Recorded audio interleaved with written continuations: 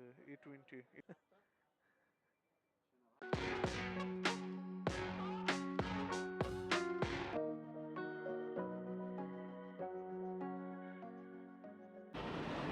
আসসালামু আলাইকুম।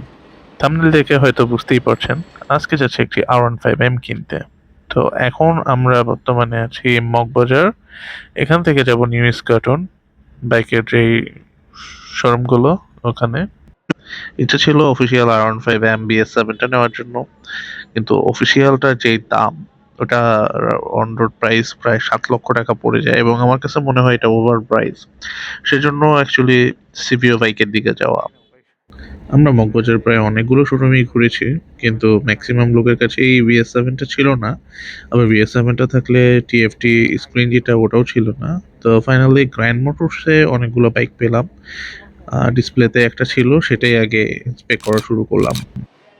একটা জিনিস খুব ভালো করে মাথায় রাখতে হবে আপনাদের, কিন্তু এখানে বাইক নেওয়ার আগে বাইকগুলো খুঁটিয়ে খুঁটিয়ে দেখতে হবে।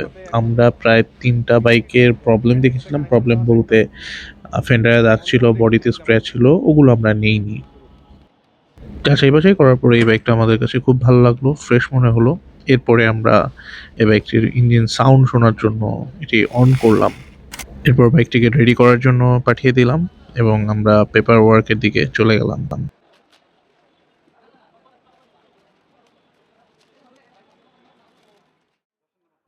বাইকের জন্য প্রথমে তারা 5,75,000 টাকা বলার পরও সর্বশেষে বাইকটা নিলাম 5,55,000 টাকায়, এবং 20,000 টাকা 2 বছর রেজিস্ট্রেশনের কথা থাকলেও সেটা করলাম আপনার 18,000 টাকায়। তো অল অ্যান্ড ওভার বাইকটা আমাদেরকে রেজিস্ট্রেশন সহ খরচ পড়লো 5,73,000 টাকা।